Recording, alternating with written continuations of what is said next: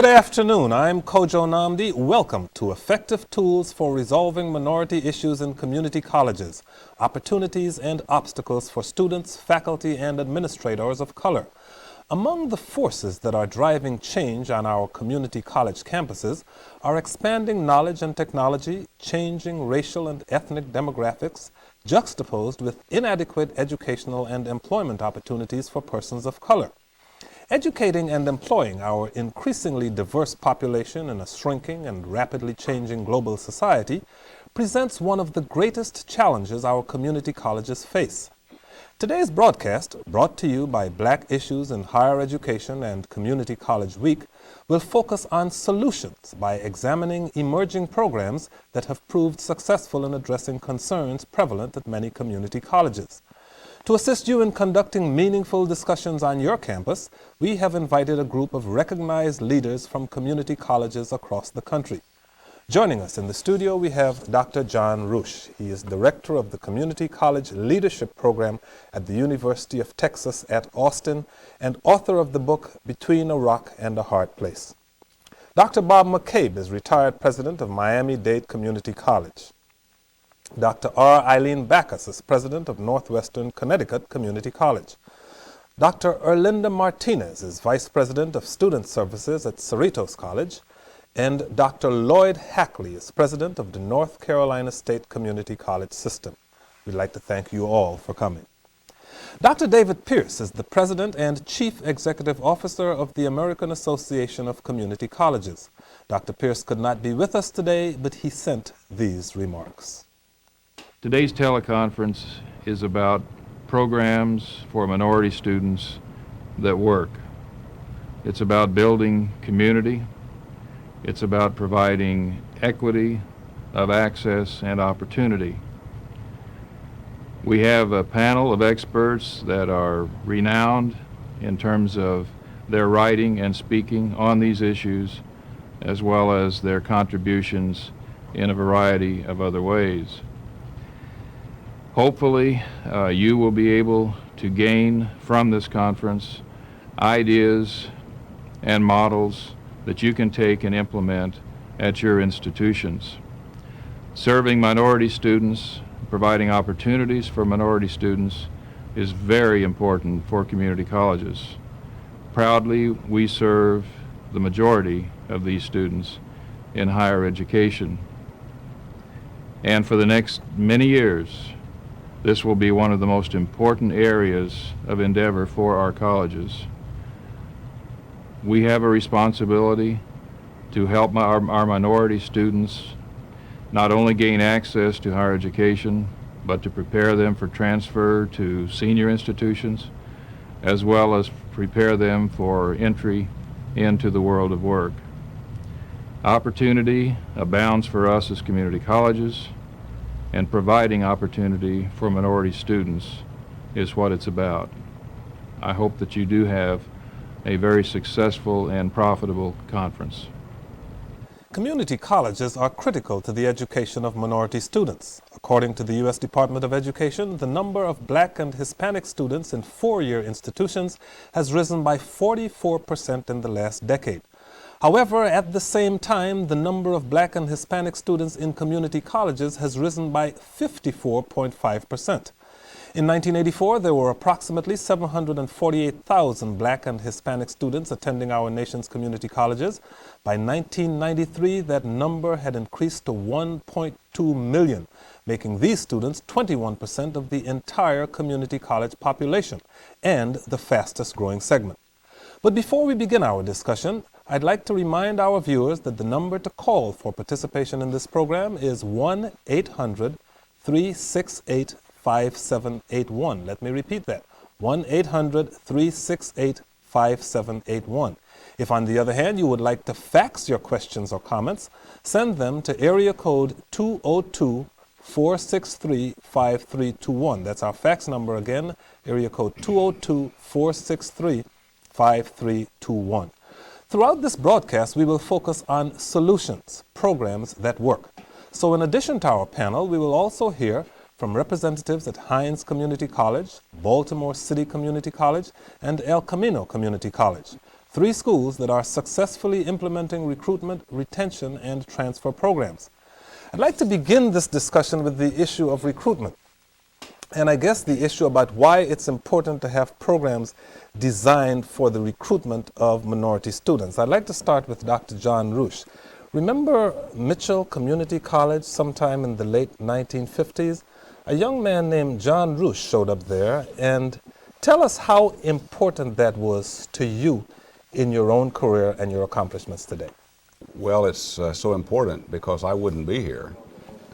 Certainly not on this panel, not on this topic, not working in the field of education, had I not gone to a community college and had my life touched by a very caring history teacher who took interest in me, who helped me get a job, who mentored me in ways that I didn't understand at the time.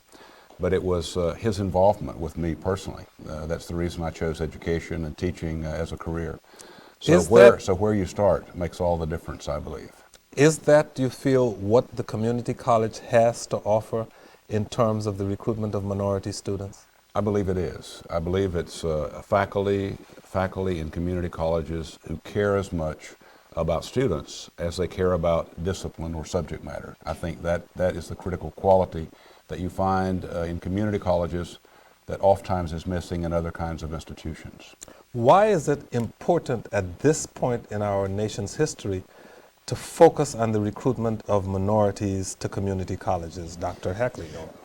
Primarily because we still have not solved the problems that we set about to solve some 15, 20 years ago, and in fact going all the way back to Brown versus the Board of Education. We have not solved the problem of the growing disparities between those who have and those who have not.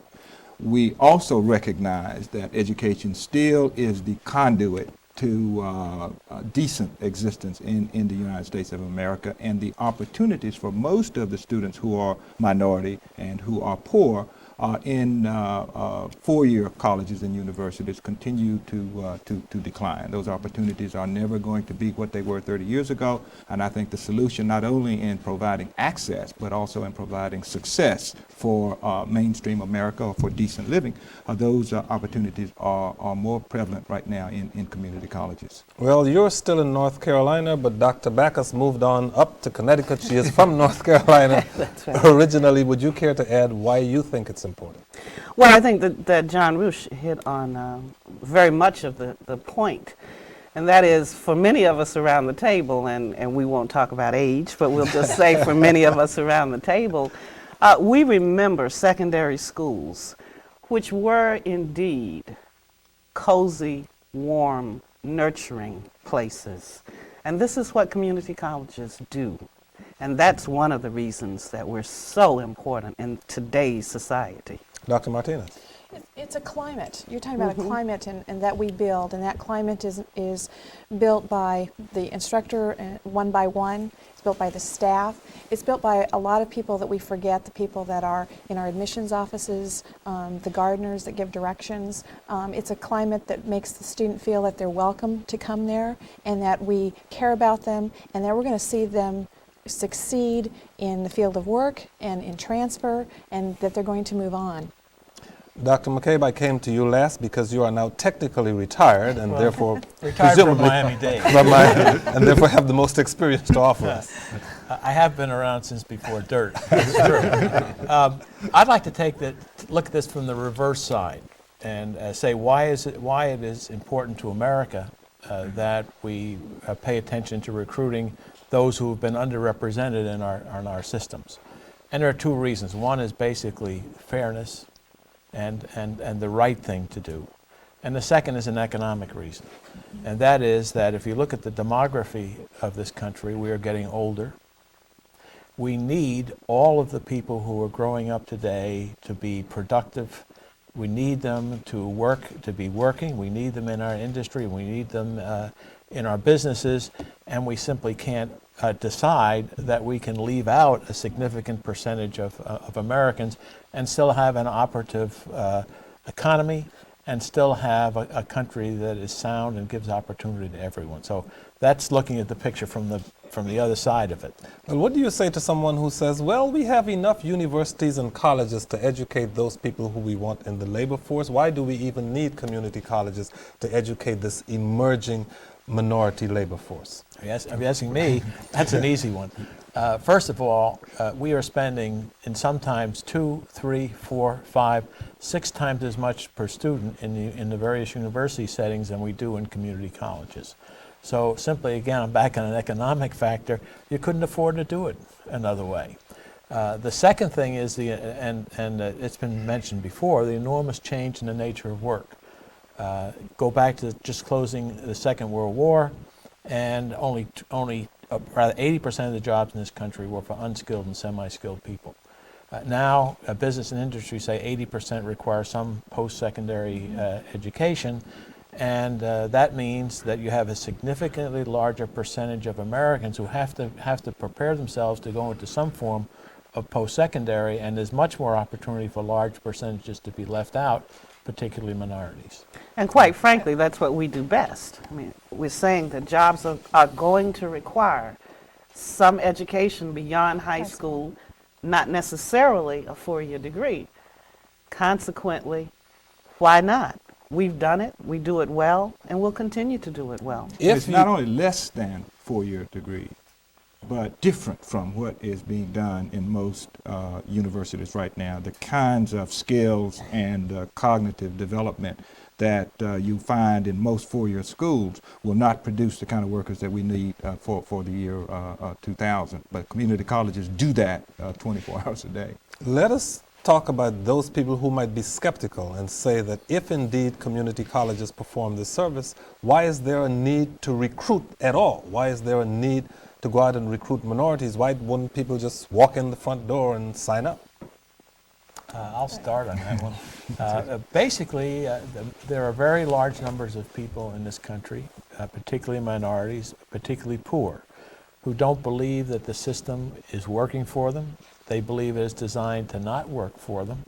They have had a bad experience very often in the schools that they've been in so far, and it is simply not an easy thing to decide to go into a post-secondary educational institution, even from the standpoint of values and attitudes, as well as standpoint of cost.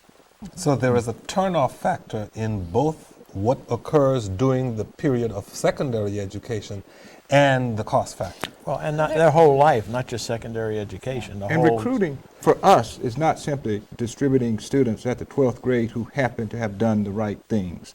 Recruiting for us, those people who are concerned about the students and changing their lives, recruiting for us consists of going to them well below the 12th grade and telling them what they need to do in order to be successful, and then getting them into post-secondary education or into the workplace. And this is one of the problems that we've been having in so-called recruiting, because what we're not doing generally well enough is telling young people in the lower grades, what are the careers that are going to make you employable? We have to do a better job of that. We also have to do a better job in terms of, what the long-term investment is with those students, because when you're talking about a poor family, it's important, there's a lot of stress to go out and work and to bring money in or to be economically viable. It's difficult to say to someone, if you go to school and stay with us for a 2-year program, you can go out and work, and this will be the return, because you're asking them to delay that and delay that contribution. But in asking them to delay that contribution, from what I've been hearing earlier, you are really painting a picture of current and future reality, because there was a time when we used to say once you get a high school education, and of course we're talking about the great industrial boom that the country experienced, that you can go out and you can find a good job to support your family. What you all seem to be saying is that the way the economy is developing for the 21st century, that is no longer going to be sufficient. There was an excellent article in this morning's Washington Post that I read with some interest because the reporter was arguing that public schools today are doing as good a job and perhaps better job than was done 40 years ago, 50 years ago, and citing high school graduation rates and the like, and that even the skills of today's high school students may be as good as they were 20 or 30 years ago. I suspect most of us on the panel would take issue with that thesis. But the point is, even if that were true, the skills today required to find a successful job, to find a job where there is some opportunity for promotion, require skills way beyond what high school graduates of 30 years ago needed to be successful in this society. Today, there is no place for an individual who doesn't have highly developed skills in literacy, numeracy, and the like. Just to illustrate that, there was a recent study in New York City in which it was shown that there were 15 applicants for every minimum wage job that was offered. That shows a dramatic oversupply of people who only have the skills for a shrinking percentage of the jobs that are available. How is this recruitment to be undertaken? If indeed, as we pointed out earlier, Black and Hispanic students now make up about 21% of the community college population, and we understand that in the 21st century these two groups will probably make up a majority of the workforce, how then do we go about recruiting minorities into community colleges? Well, I think Lloyd hit an important point, and that is that we do it collaboratively. We don't do it by ourselves. We do it with the K through 12. We do it with partnerships with other entities in the community, because that's where the impact is. It's in the whole community. We can't do it as a standalone institution doing recruitment programs. We have to do it with other partners. So it has to be in coordination with public school systems and some private school systems and others. Four-year colleges, Universities. everybody. And universities have to get involved in this as well. There's a notion in this country that if you don't go to a four-year college, you are somehow less than those who go to community colleges or those who go directly to work. That notion is perpetuated, I'm afraid, by four-year colleges, because they want the best and the brightest to come to four-year schools. They have to start thinking about education as preparation for lifelong sufficiency. And if that means that there are some students who would go to four-year colleges that ought to be in two-year colleges, either as an end product to go directly into the workplace after 2 years, or as a conduit to go to four-year colleges have to help us deliver that message. There are, for example, I would always tell a minority nurse, if you want to be a nurse, you go to a community college, because your chance of passing the license examination is at about 90-some%, anywhere from 95 to 100%. If you still want a baccalaureate degree after that, then go after that to do it, because the graduation rate from those programs in four-year schools are low. The graduation rates are low, and the passage rates are really low of minorities in four-year programs. And so I would send them there to community colleges, let them get the license and go to work, or go to the four-year school. But Lloyd, there's also another aspect of this, and that is the reward system for high school guidance counselors has always been set up so that they were rewarded more on the numbers of students that they did get into, not Four-year just school, yeah. college, and I'm on a mission. Yeah. not 2 and 4 year, Yeah. but associate degree and baccalaureate institutions. Yeah, that's true. But that was their reward system. Sure. And until we change that across the nation, we're going to have trouble getting the message to the students at the point where they're making those decisions. Could you explain that a bit further? You seem to be saying that high school guidance counselors are rewarded on the basis of their ability to get people into baccalaureate programs, absolutely. as opposed to getting them into associate programs. And to Prestige prestigious. of the high school. It's like we had so many students that transferred this year to, or were accepted at such and such Harvard, university, or they Yale, went this. whatever. These are all the universities that they're going to.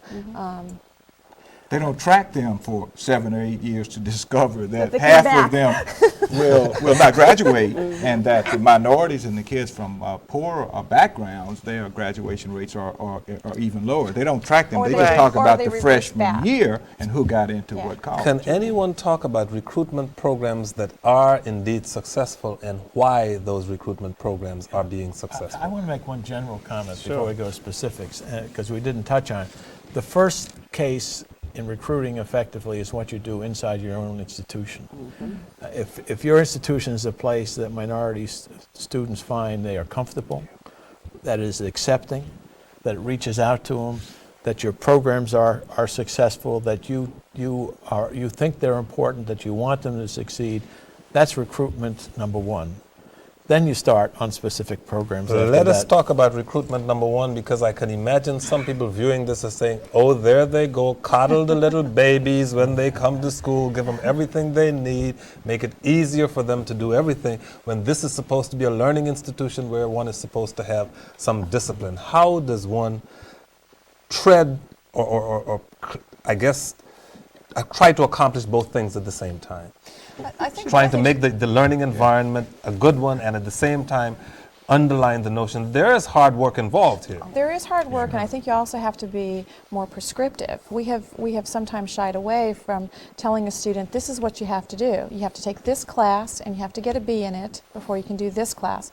We haven't done enough. Many of the programs we're going to talk about have contracts with students or contracts with parents that say, you know, this is what you're going to provide and this is what we're going to provide for the student. But you have to perform.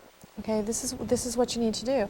For some reason, we've gotten into this mode of having students kind of choose or find their way, or they kind of float out there and really not being given the direction that they really need to have to succeed in accomplishing a goal, because they haven't identified it. Yeah, but what is the purpose of education? I mean, I think your question raises another philosophical question. What is the purpose of education? The purpose of education is to change the outcomes from what you could predict from the beginning abilities of students, whether that student is in kindergarten or in a community college. You take that material that you get, and if you are any kind of teacher, a true teacher, then at the end of that time, that student will be better off than from what you could predict from what he brought to you at the beginning. If you say, if I do that, then somehow I am not performing my mission, immediately you ought to turn in your resignation and get out of that. Well, We're going to talk a little more about the role of faculty and administrative support, but speaking of specific examples, well, Hines Community College is located in Utica, Mississippi. 41% of its student population and 35% of its employees are black. With a diverse curriculum and a supportive environment, Hines offers a variety of programs to meet the needs of the community it serves. Dr. George Barnes is the Vice President for the Utica campus and the Vicksburg-Warren County branch, and the Vice President for Administrative and Student Services for the district. Dr. Barnes has joined us by phone to talk about some of the successful programs at Hines. Dr. Barnes, welcome. Thank you. Dr. Barnes, the Hines Connection was established, we understand, to enhance the college's recruitment efforts. Why has that program, in your view, been so successful? We think it's very successful because of the fact we have students talking to other students. And of course, students have a tendency to believe their peers much more so than others. And the program has proven to be a viable program, and we've always had good students working with that program, and it's been an encouraging force in helping us to recruit and retain students to our campuses. And we have 6 locations. How many students participate in that program, Dr. Barnes? Well, we have a group at each location. Of course, the largest campus is at the Raymond campus. We have about 15 to 20 students. At the Utica campus, we have another 10 to 12. And at the other 4 locations, we have a similar number of students, and they are responsible for working with students at their particular location. How is the program funded? And we, as you know, we have our other panelists here. They may be directing questions or comments at you about your own program. Okay, well, these are regular students at the various locations, and they receive financial assistance through college work study or institutional work study, just like any other student who would participate in some of the other jobs on our campuses. And so they are paid either through local funds or federal funds if they are capable of receiving those funds. How exactly do you go about recruitment? Do you use peer recruitment at all? And if you do, how effective is it? Yes, we do. And of course, the group that you mentioned, the Hines Connection, is one of the groups that we use for peer recruiting, in addition to our regular faculty and staff who's responsible for recruiting. Also, we have an interactive voice response system that's open 24 hours a day, 7 days a week. And we have mailboxes are usually full from information requested by prospective students, and of course the students participating in that also in responding to the request. How about community outreach, often a key factor in successful recruiting? You have something called a counselors and principals workshop, I understand? Yes, and we are scheduled to host that, in fact, Friday of this week, where we invite all of the area high school, both private and public, schools in our district to one of our locations, and we usually alternate that from year to year. And they visit with us, and we keep them abreast of any changes and new developments at our college in order to go back and talk to their students. And this includes both the counselors and the principal. And as I said, we are scheduled to host one this week, Friday, December the 1st. How about the single parent program that you have? It is our understanding that income levels are very often for people attending community colleges below $20,000 per family, and that a lot of them are from single parent families. How does that program work? Well, we started in January of this year a pilot program dealing with single parent students. And what happens in this particular situation, we have the students to come to our campus, and they live on our campus in housing, including the child. And we provide child care, financial support, and a number of other things to help them to overcome the barriers that they are confronted with. But we remove them from their home setting, and we bring them to our campuses, and we provide an apartment for them to live. So far, it's been a very successful program, and we hope to expand it to include some additional students. How about black faculty recruitment? Have you had any success in that area? Yes, as you indicated, about 35% of our employees are black. And when we look at the population, the 5-county population in which we draw most of our students, it's about 43% black. And the commitment comes from the top. Our board has established a policy that we are committed to affirmative action recruiting and trying to find qualified people from all different races. And of course, our motto is that Hines Community College is a college for all people, and we practice that. And of course, our administration, including the president and others, we have implemented procedures to implement that policy coming from the board, and it's been very successful for us. I want to ask our other panelists for some comments on some of the things you've mentioned so far. Anybody care to comment on any of the techniques we have heard being used here? I understand you also have something called a home-to-home program. Yes, this is the program where we will send out our recruiters to work on an individual basis with prospective students. That's the way we help them. We help them in filling out their applications, their financial aid. Some of them may feel intimidated by this process, but we will work with them one-on-one and helping them to do whatever is necessary in order to get them into our college. And it's been very successful. Does this sound to you like a...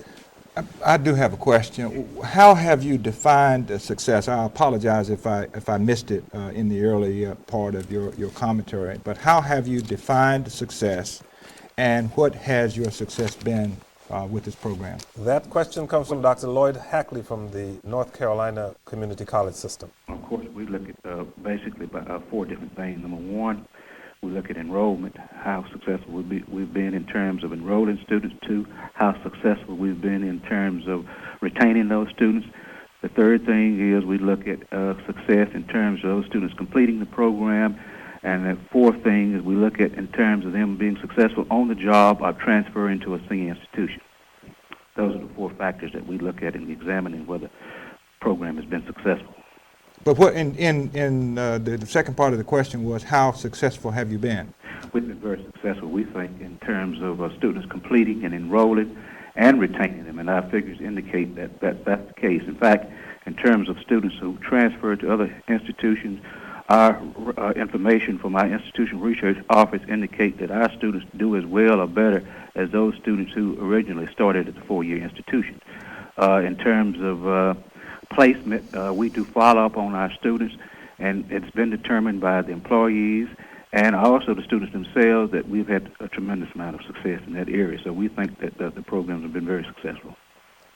How about curriculum? What adjustments do you make to your curriculum? How do you structure your curriculum in order to recruit and, I guess, retain minority students? Well, we have a very broad curriculum already, and that's one of the things that students, one of the leading things that students, so they come to us because of the courses and the curriculum that we have. We have over 50 occupational programs and over 100 programs that would transfer to senior institutions. Now, in terms of the occupational programs, we look at the demand of industry in our area.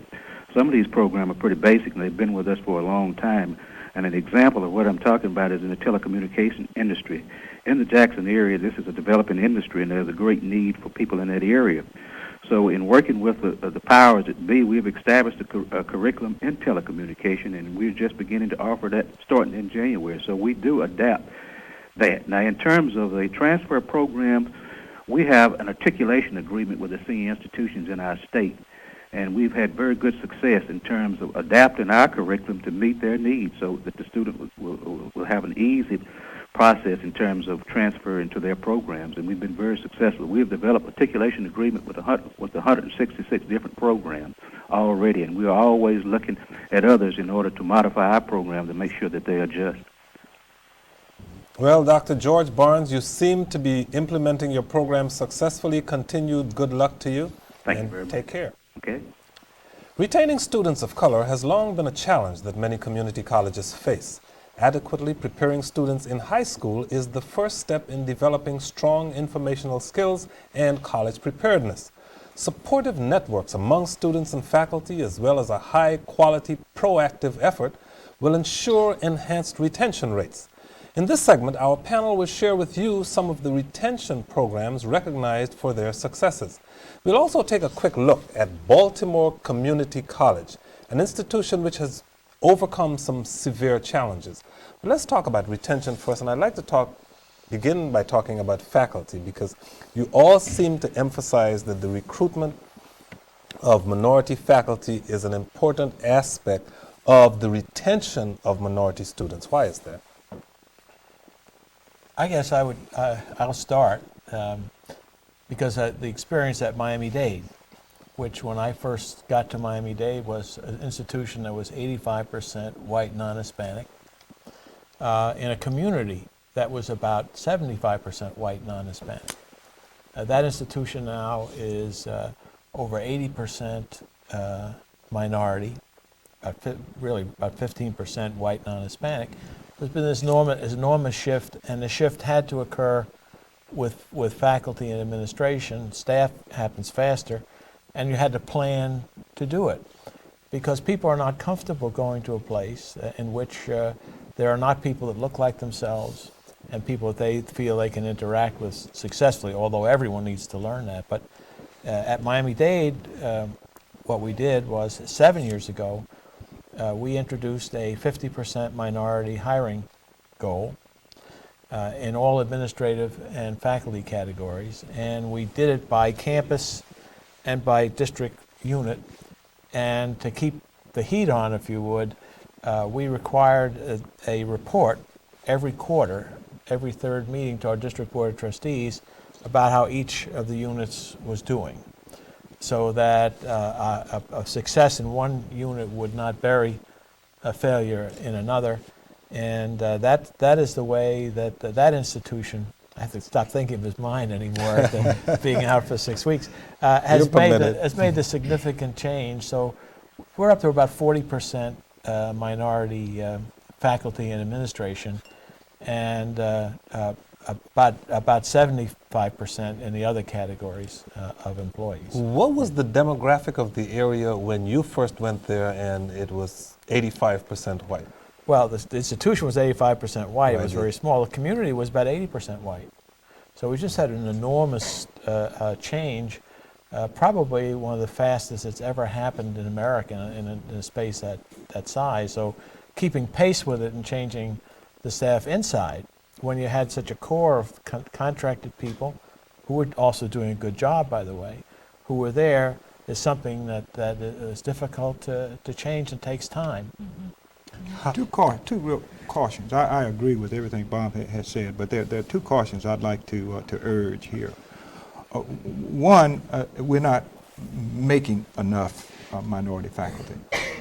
we never have, and we don't even have programs in place to replace the ones that we're losing right now. So we need to get back onto that. And you don't start making faculty members for colleges by worrying about them when they're in the 12th grade. You start earlier than that, and then you nurture them through. The other thing is that I have heard too many people around the nation who say that if we don't have black faculty or minority faculty, we can't do a good job with these students. While you need minority faculty there for both black students and white students, you also need the colleges to attend to the needs of all of the students, because I've heard them then therefore say, since we don't have enough black faculty, you can't expect us to do a good job with these minorities. And I'm expecting everybody who walks on that campus to spend as much time and attention on making all of the students successful as faculty members who just look just like the students there. So that one caution I must urge. It's everybody's job. It's everybody's job with a single student, and to have that person of color certainly is a role model, and we need to have them and students relate to them, and they're like magnets for other students, but that's not at the exclusion of everyone else.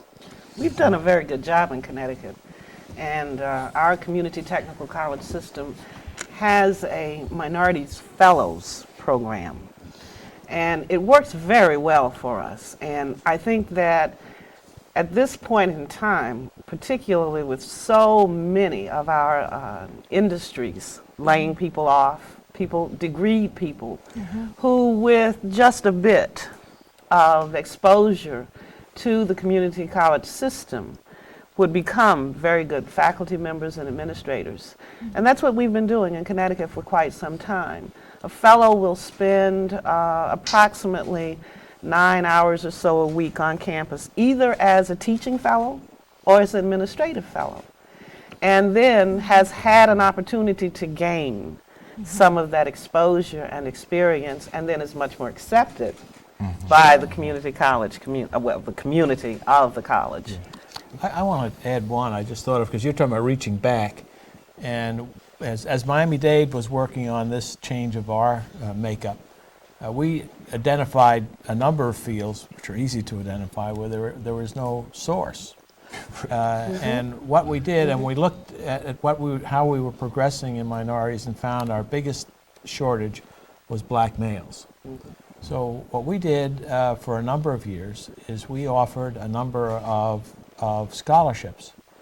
We reached back and had people talk to the people they knew working in the universities to identify students getting bachelor's degrees in the fields where we were having shortages, and we said, okay, we'll give you $10,000.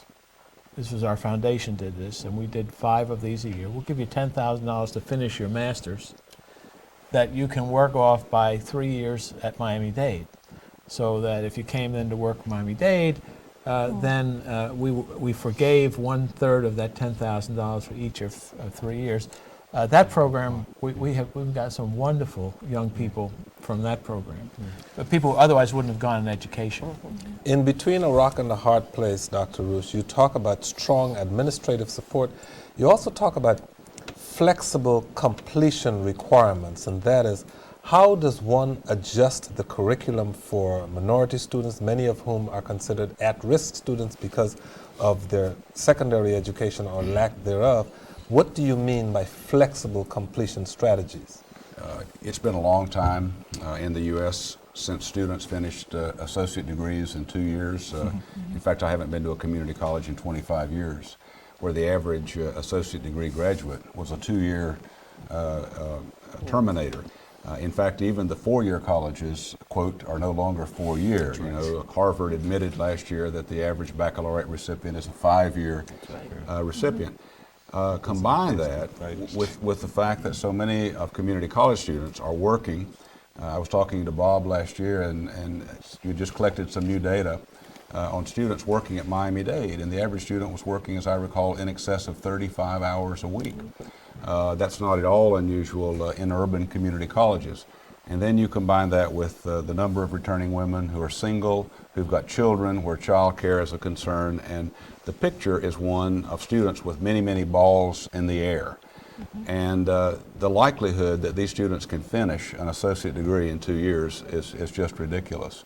And so colleges need to encourage these students to take 6 hours of credit if they're working 25 or 30 hours a week, to do well in those 6 hours, and not hold to some unrealistic expectation that you can finish a community college program in 2 years any more than you could finish a 4-year college or a baccalaureate program in 4 years. Can I add to that with John's point?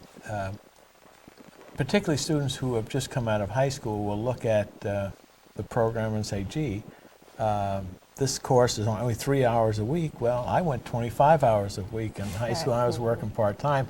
They've equated that.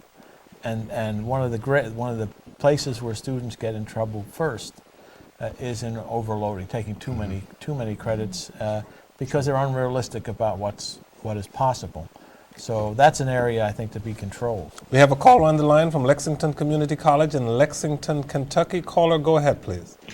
My question is, while those in executive administration may understand the need for diversity, how do you get that understanding down to the rank and file, meaning the classroom teachers who have the greatest damage, where the greatest damage is done to minority students? Okay, thank you very much. Well, again, I'll start. I think Bob is a prime example of what it takes. It takes leadership from the top that makes that a primary responsibility of his or hers, and it's an issue that has to stay on the top of the table at all times. It has to drive from there, but that individual has to make sure that the message gets translated throughout the college or throughout the system. When I got to Miami-Dade in 1963, Pete Masico, my predecessor, was preaching the importance of giving everybody opportunity and the value that's added to the society when someone who wouldn't otherwise make it would make it. From that point on, we never withdrew from that commitment. We never withdrew from recognizing people who worked in that area. We changed our reward system so we rewarded what we believed in. And we continue to press the importance of the value of helping everyone all the way through. And people who've been our institution, John has been there, know if we got anything done right at Miami-Dade, we can talk about systems we put in place and all that. The most important thing is the depth of the commitment and the belief in the importance of helping everybody. And that's what it takes. You just cannot. What happens if that doesn't come from the top? You mentioned, and you all agree on the need for strong administrative support. Does it have to come from the top? Oh, I think so. Yes. I think it has to be a commitment by the board, by the president, by the chancellor. I know in our case, I'm going to use the university example because I think it is such a good one. At the University of Texas, our president ended up pulling back positions and saying to departments, if you can find a qualified minority faculty that meets all of your standards and that can live up to all of your expectations, you get a new position. It was amazing how many minority faculty were out there, how many were talented and qualified and able and the like. So the administration made an incentivized faculty by virtue of this program. Historically, most colleges have said, we don't discriminate on the basis of race, creed, or color, and we have an open process, the like. The real key is how well have you done with that issue. By the way, for the rest of the panel, and maybe for our audience, this is the area of greatest concern to me because it's pretty clear that most of our community colleges have not done as good a job as Miami-Dade or Hines Community College in broadening the numbers and broadening the base of faculty members as we have with administrators. I think if you look around the country today, you'd find more administrators of color in our colleges, community and technical colleges, than you would find proportional in the faculty. And yet it's in those classrooms where those students need the role models, they need both the structure and the support from faculty, and they need examples who've been successful and demonstrate to them their own capabilities for being successful in this society. How about those administrators who say we don't discriminate, we are not racist in any way, shape, or form, but nevertheless seem not to be able to recruit significant minority students or minority faculty? How does one measure the commitment of such institutions? By outcomes rather than by verbiage. I'd say look If you closer. really, if you really believe it, you will do something actively to get it done. And again, the leadership cannot let it simply be rhetoric on the part of the people below them. If the leadership says it's doing this, then we get back to Bob's point about setting a goal of 50% of recruitment. It has to be reflected in policies of the administration of the university. What did you do? Otherwise- How did you recruit? How many people did you invite in? Which ones did you turn down? You keep asking the right questions from the top, and you get differences in the outcomes. There's another important aspect to that, and that is the makeup of your search committees, your selection committees. It is so vitally important to have a diverse committee because you have to have an appreciation for the credentials and the institutions which many of our minority candidates come from, and which the larger population is not always familiar. So that in itself is just a major step towards improving that. I'd like to mention to the caller, if I could, that probably, this is a shocking statement to most, but my student population is only about 2% minority, and because of the district in which I serve. And we are in the midst of a strategic planning process, and our survey of across the college community came up with we need more diversity at every level. Now, understand, I've achieved a great amount of diversity both in the faculty and the staff since I've been there, but we still have a ways to go. And I think it's important to understand that the students said we need more diversity. We have a telephone caller from Fort Lauderdale, Florida. Go ahead, please. Yes, my name is Donald Cleveland. I'm calling from Broward Community College here in Fort Lauderdale. My question is, it's been proven that historically black colleges and universities have been successful in graduating minority students because of the natural support service that takes place there, the nurturing and so forth, in the form of mentoring.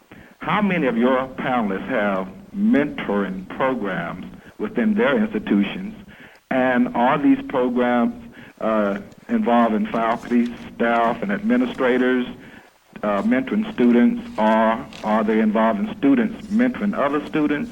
And are these people paid, or how does that come about? Well, I'll let Dr. Lloyd Hackley beat on his chest for a while here, because he has been a president of a historically black college. First, two. As a matter of fact. I'm sorry. The University of Arkansas at Pine Bluff and Fayetteville State University in Fayetteville, North Carolina. And you're entirely right. The entire university got involved in mentoring and tutoring students in both of those institutions, and the outcomes were phenomenal. But I could say that most of the community colleges in the University of North Carolina, in the community college system of North Carolina, follow the same kind of pattern where the entire college takes it upon itself to get involved in tutoring and mentoring students. And most of them have some kind of peer tutoring under the auspices of the student services organizations, and they are doing well. Not all of them are doing as well as that I think that they're going to do, but all of them are involved in it in one way or another. I think, again, the whole institution is essential, but I will give one illustration. We have something called a Black Student Opportunity Program at Miami-Dade. It's 50 students a year, starting in the 9th grade. They get a mentor from, first of all, the parent or guardian, and it's more guardian than parent, has to agree to participate in the program. They get a mentor from business or industry, and they get an advisor from the college, and they earn a scholarship bank over the 3 years that they're there. Oh, by the way, also, they are sponsored by businesses and industry, so the project is funded. If they're successful in the courses that we say they should take over the 3 years, then they have enough money to go to Miami-Dade. If they finish in Miami-Dade, we've got agreements with 25, there I am saying we again. They have agreements with 25 colleges who will finish the 4 years. So they've got this track, and that's a very successful program. The only problem with it, it's too small.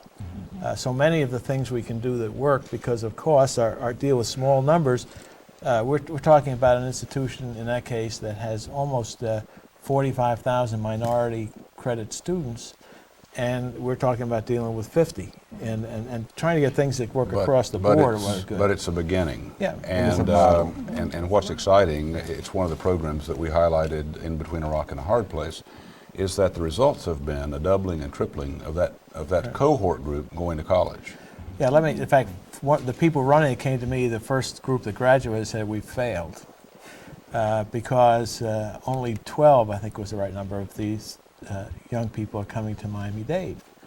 But 49 finished high school. Yes. And all the rest were being scooped up by colleges and universities. I said, fine, we were successful. I want to get back to the issue Dr. Backus raised of diversity, because on the one hand, we talked about what the labor force is going to look like ethnically in the 21st century, and therefore there's a need to make sure all of those people get a proper education. On the other hand, I guess if you're around Pete Wilson in California or around a lot of politicians here in Washington, the words diversity and political correctness somehow go together, and they're all considered obscenities in a certain part of the political culture. And they would say, well, so the students want diversity, so what? We didn't send them there for diversity, we sent them to get an education. Well, how would you respond? Actually, I think our students are more forward-looking than some of our politicians, at least. Thank goodness. Bob made a point earlier that I wanted to get back to, which escapes me at the moment. But I know the point now. I've been saying for about 15 years that, we keep trying to sell diversity as the moral and the right thing. If people don't understand by now that it is the only sound economical thing to do in this country, I don't know how much more it's going to take. I know I want people working when I'm 65 because I don't want to have to keep working. And if we don't educate this population, we're not going to have people working. What is there about the non-diverse campus, if you will, that makes that environment more difficult for the minority student to operate in? What is there about that environment that needs to be adjusted so that minority students feel more comfortable in that environment? Is it merely the recruitment of minority staff, faculty, and other students? Or No, the college has to reflect that diversity because it's a global village, and because you can't be a standalone, and that has to be reflected across the curriculum and all the curricular areas in terms of what they have, in terms of role models, examples, in what's in the institution.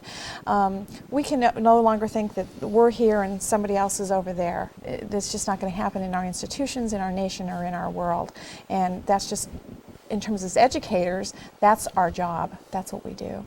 Well, community colleges already do better than colleges and universities at retaining students. What does there need to be done in addition to what you're already doing, what's already being done, to retain minority students? Well, and students you describe it as at risk. Well, the number one, you're asking the question? Anybody. Okay, anybody. Well, the number one predictor of whether a student will be successful in a post-secondary experience is whether he or she has been enrolled in the kinds of courses with the kinds of expectations and the kinds of skills that predict success at that level.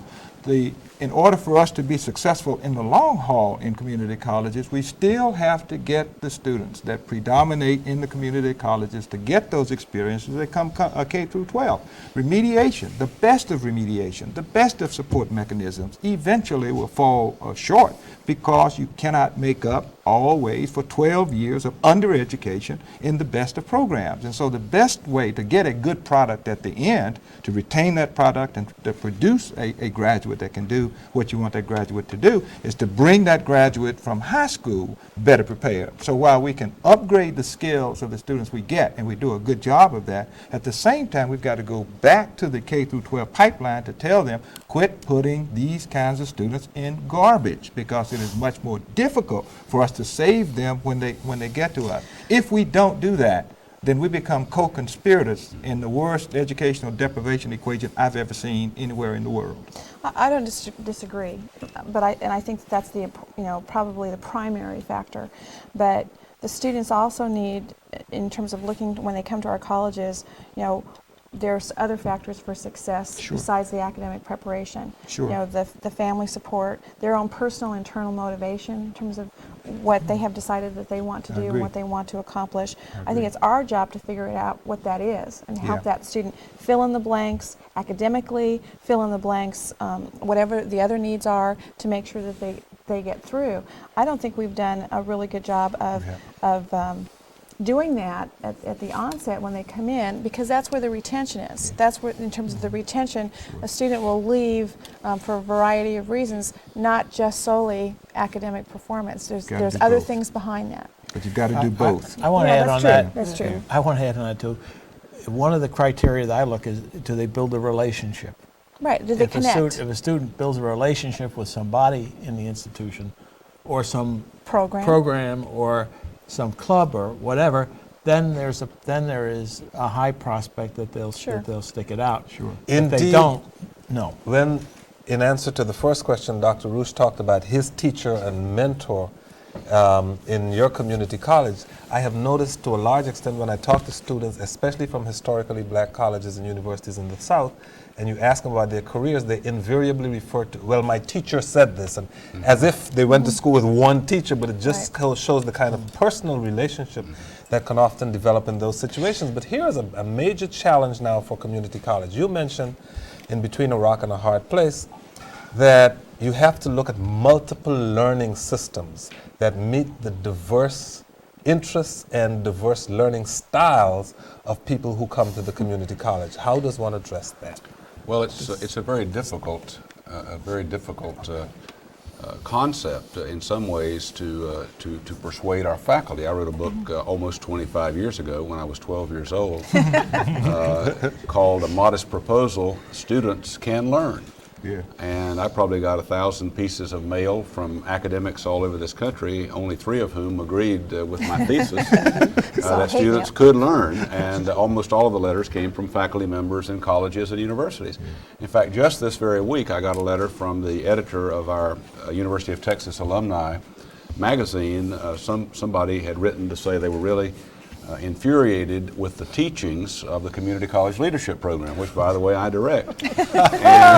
And the teaching that he was most upset about was the notion that I was perpetuating that faculty members had some responsibility for student learning. That was a radical idea, and that he somehow that we were turning over these classes to satisfy students, and that they should be under the control and the dominion of scholars.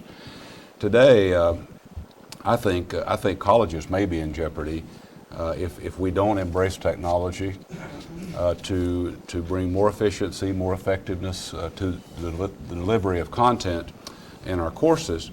Community colleges can't hold to the past any more than faculty in any particular discipline can hold to the past. And technology is at a point today where any adult, any youngster in our society with a cable connection can sit in the comfort of his or her den or kitchen with a caring grandparent and access through telecourses almost any curriculum area that one would pursue at a college or university campus. And they can do that for credit, and they can do it with four-year colleges, community colleges as providers. And so the world is changing so quickly that faculty, I believe, are not going to be able to say, we're not going to do this. But underneath all of the resistance to change is a basic premise, I think, that's still there with a large number of our faculty who truly believe that all students cannot learn, and some students in particular probably don't belong in college, and they sure as heck don't belong in my class. And I know that none of the colleges here have any of those faculty members, but I've been to 1,200 colleges, and I see a lot of them. We have a question from our studio audience. Hi, my name is Carol Ross. I'm the Dean of Student Development at Northern Virginia Community College, the Annandale campus. And we haven't touched on a subject that's very near and dear to my heart, and that's the out-of-the-classroom experience. Because I firmly believe that they not only need the cognitive skills, but the leadership and social skills that are going to be needed for the 21st century and the new working class that we have. And one of my obstacles that I face is trying to sell, I need funding, I need professional staff, I need programming for an idea that hasn't been true to a commuter institution. And how do I turn my commuter institution into a more collegiate environment that does not have residence halls and does not have that philosophy on the campus? I would invite you to come to Cerritos College. Well, you know I'm from California. Cerritos probably has one of the finest student activities programs that you'll find in California, if not the country. And I think that Dr. McCabe mentioned about having students make that connection is important, and obviously, you know, having a club program. But then on top of that is having connecting activities provided by the college so that all of those groups can come together and work as a unit. You have the opportunity to impact the campus. You have the opportunity to impact faculty with students. Students can move mountains. They can do more than any administrative staff could dream of doing just by turning that group loose, if you will, on the campus. It's a hard road. I know it's difficult, but the rewards on having students take that leadership role. We have an annual student leadership retreat at the college, 3 days in the middle of the winter, and people are, you know, clamoring to be able to go to that opportunity because they can learn some skills outside of the classroom with the leaders there from the college, but then come back and practice it on campus. It's not an isolation. So if no students are resident on campus, you have to take the extra step. You have to be there, right? To develop student leadership. Thank you. Oh, you're more than welcome. Wanted to pursue the issue for a minute of diversity that we brought up a little while ago and different learning styles. To what extent do cultural factors impact on learning styles? Because when we're talking about Miami-Dade and the Hispanic population that comes into that area, or an area that in Connecticut did not have a lot of black people before, and you're trying to recruit more black people now to the college, to what extent do cultural factors affect learning styles, and to what extent should the college have to adjust to that? This is one of the most complex issues in higher education right now. And I'll tell you quite frankly, I started reading about And we won't go off into the black English discussion. No, that'll be another 2 hours. No. 3. No, we're actually talking about the different ways in which people learn. Yes. And the fact that we as institutions are going to have to adapt to that more and more. I started doing some research a few months ago, and I'll tell you quite frankly, there needs to be a great deal more research done. There needs to be a lot more study done of current students. Because as I began to read what was available, I became so frustrated about trying to pull some of those pieces together to make a statement that would be relevant to today's students until I just put it aside, quite frankly. But I think this is a point at which we should encourage our graduate schools of education and many of our burgeoning doctoral students to take on these issues and to begin to help us work with it, because we are going to have to bring in the newer technologies, and we're going to have to accept the fact that not every student learns best in the same manner, and begin to move as a community towards that. But it is not a simple issue. I think we're going to turn everything upside down with Yes. the use of technology, because it's going to force us to look at how students learn. And, you know, one of the statements I heard one time was, 80% of teaching is information giving. Well, if the computer is going to give the information giving for that 80%, what is the role of the faculty member? What does the faculty member do in the classroom with their students when they're not face-to-face? I would say you just identified one of our major problems. Sure. And if someone says 80% of education is information giving, we have one of the things I've talked about for years. From the Second World War until now, there's been a huge amount of research done on how adults learn. Basically, faculty eschew it, and it is simply not used very often. If we have a chance, I'll go back in the teaching learning project at Miami-Dade and the way we've tried to integrate that. But basically, we know a great deal about how students learn, and we know, for example, that the lecture discussion method is one of the poorest It's the ways worst. to try to get students to learn, yet it is the predominant method.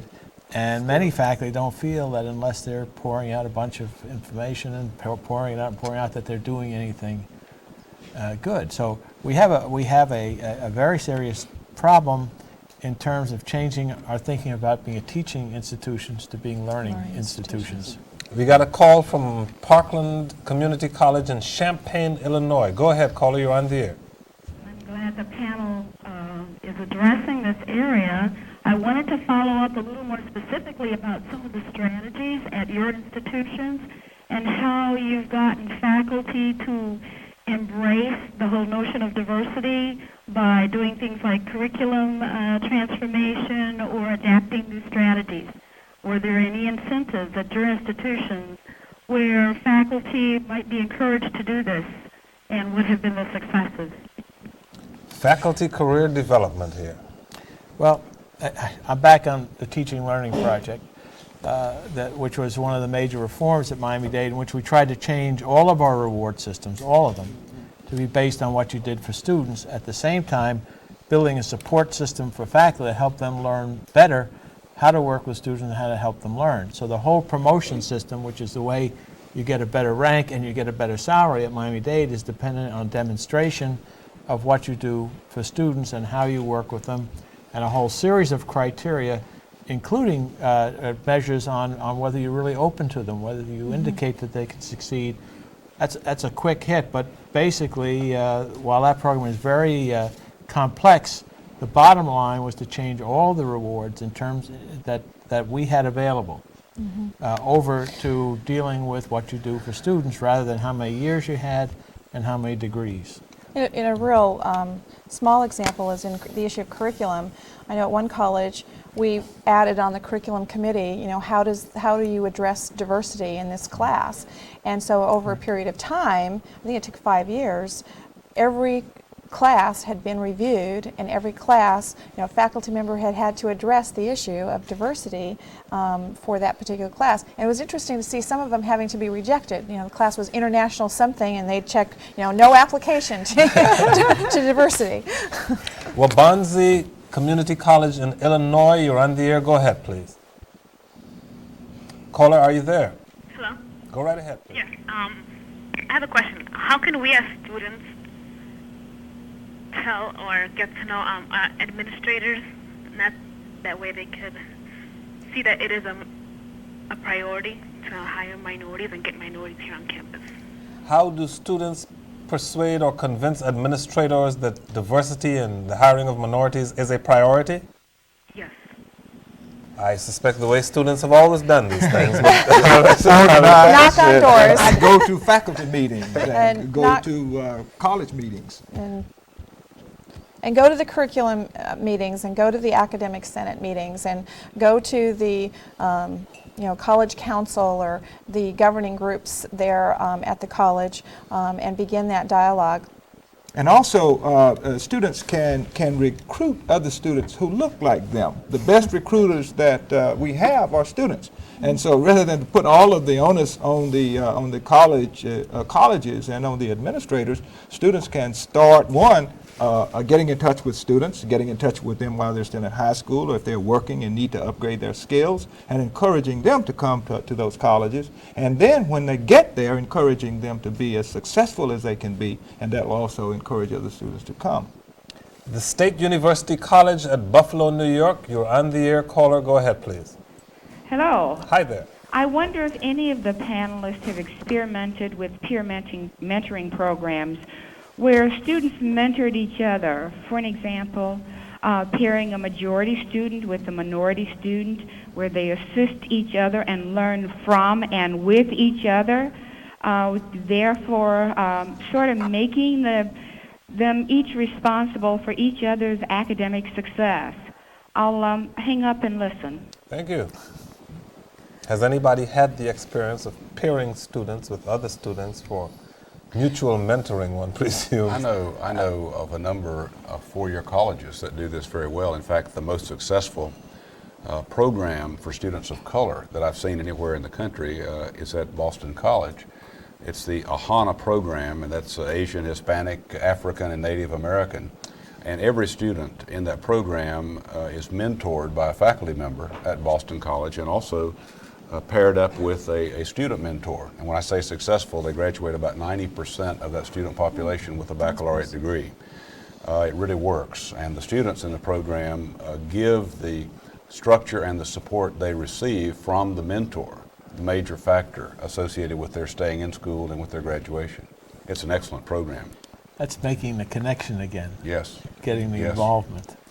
Lexington Community College in Lexington, Kentucky, once again. It's your turn, caller. You're on the air. Go ahead, please. Hello. In setting goals for the recruitment of minority faculty and students, how important is the service area's demographics?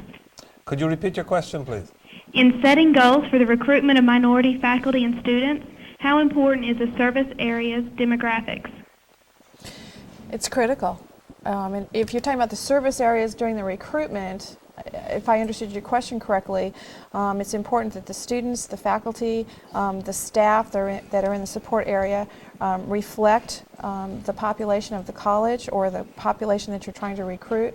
We've done some things with having peer students go out and doing some of our recruitment with counselors, and that has worked really well. I was at a previous college where the primary language was Vietnamese. Nobody on the staff spoke Vietnamese. It was our students that were our recruiters that went with staff, paired with staff, that was able to accomplish that. I would just add, if I just use the illustration I started with, Dade County, where Miami is in 1963, and in 1995 needed a different configuration of faculty. You need to try as best you can to reflect the makeup of your community. Well, you seem to be saying national recruitment for faculty and local recruitment for students. Is that what you were saying, basically? Basically. Okay. I did have a question that I was about to ask before we move on. While you're thinking of it, I'd like to take a little bit of issue with that. See, I knew this would happen. Go ahead. And that is, you know, in my service area, if I understood the caller correctly, I never have gotten anyone else of color. But I think that our population as a whole has begun to understand that you need to take these risks. We ourselves need to go out and diversify areas and populations. And we're a much more mobile society. We don't necessarily have to live in the area in which we work. So there are any number of ways in which we can make these things happen for ourselves. Another question in our studio audience. Go ahead. Yes, Santee Ruffin from the National Education Goals Panel and an urban educator of many years. I commend you for your interest in this and what you've done in your institutions and what you're encouraging others to do. But my concern is about quality control. Considering the second-class status that some high school counselors give to community colleges or try to, and the minority recruitment issue and the virtual survival of many institutions of higher learning, my question is, have or to what degree have community colleges begun to address student standards and assessments? You talked about various ways to measure growth, and faculty teaching standards and professional development for faculty. And in addition to that, plus considering the fact that some have suggested what K through 12 institutions ought to be doing and what the four-year institutions and graduate schools should be doing, have you considered sort of a K to 16, at least K to 12 approach that you're partners in all of this and not consultants to the problem? Oh, I'd like to say, first of all, that we're all accredited institutions. Exactly.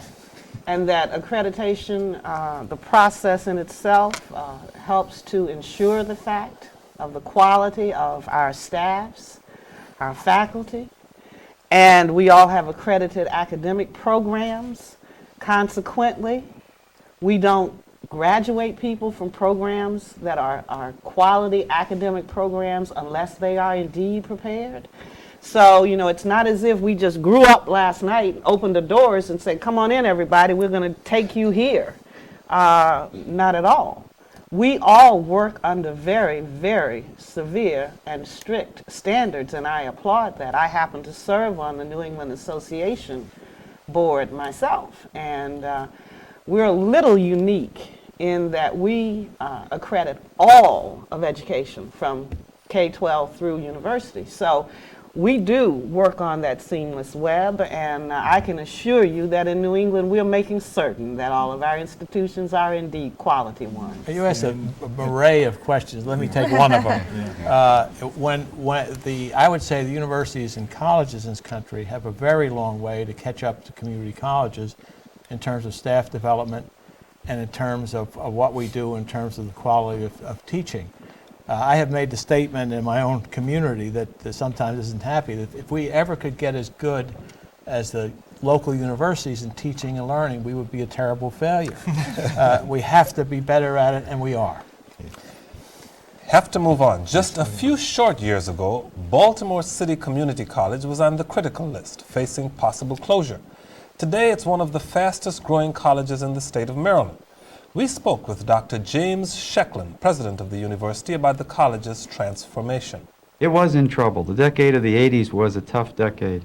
Enrollment had declined by about 50% in 10 years when all the rest of the community colleges were having increasing enrollment.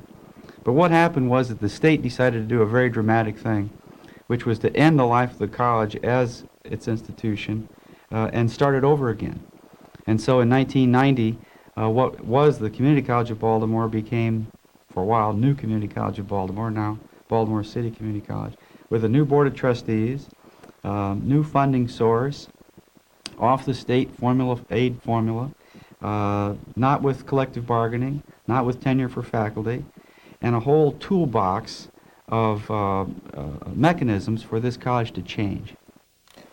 Well, that was indeed radical change, because Baltimore City Community College, it would appear, was virtually taken over by the state, and radical changes included apparently no collective bargaining anymore, and it looks as if they were getting rid of tenure, or they have gotten rid of tenure. What do our panelists feel about such radical measures? Let me say, first of all, that the Community College of Baltimore was closed in 1990 because of the terrible results. High attrition, low achievement, a dropout rate that was atrocious, and whatever the reforms were in 1990 that were the conditions for reopening the college, they obviously have had some positive effect, because today the college is a leader in the state of Maryland in graduation rates, in transfer rates, in employer satisfaction with graduates, and the like. So indeed, underlining that, since being taken over by the state and led by Dr. Shacklin, BCCC has indeed made tremendous strides. BCCC enrolls 37% of the city's high school graduates and has a 29% market share of city residents attending Maryland state colleges and universities. That's the largest percentage of any Maryland state school. 79% of its student population is African American, 15% white, 6% other minorities. The median age of the student population is 28 years old, and 59% of the households have an income of less than $20,000.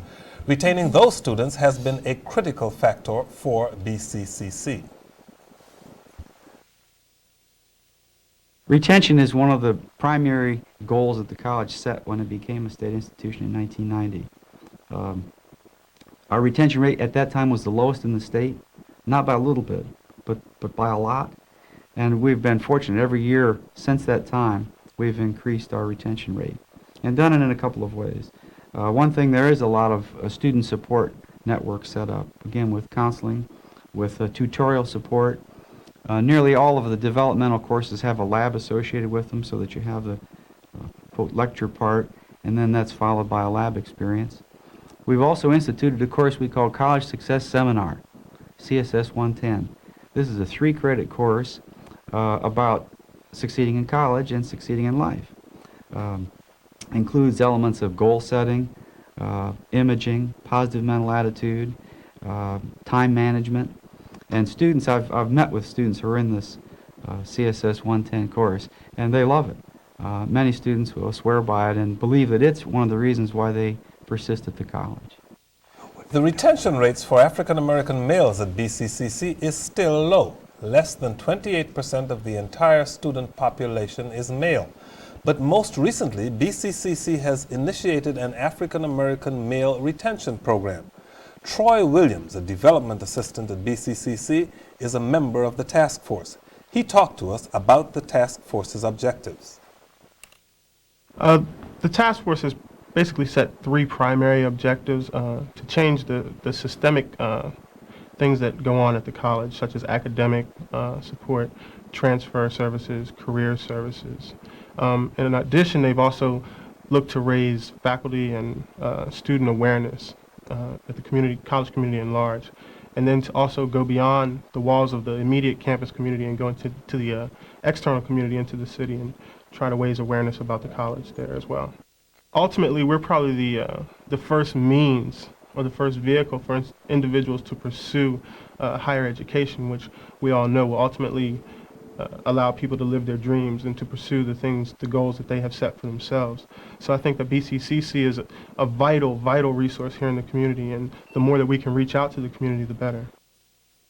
Obviously, BCCC is doing something right. I'd like our panelists to take a look at some of these changes and discuss the viability for other institutions in similar situations. Well, I'd just like to say at the outset, I commend them for what they've done, and I think that the model ought to be looked at by every community college in the United States, even those that are doing quite well right now. The point for me is that I'd like to have a copy of the plan that they use, rather than to tell them what to do. I need for them to tell us what they've done. They've also made it very specific. Where they have not done as well as they wanted to do, they've zeroed in on that particular population, which is what must be done. They implemented, BCCC implemented every recommendation in Between a Rock and a Hard Place that we found were the common kind of policy structures in very successful programs. For example,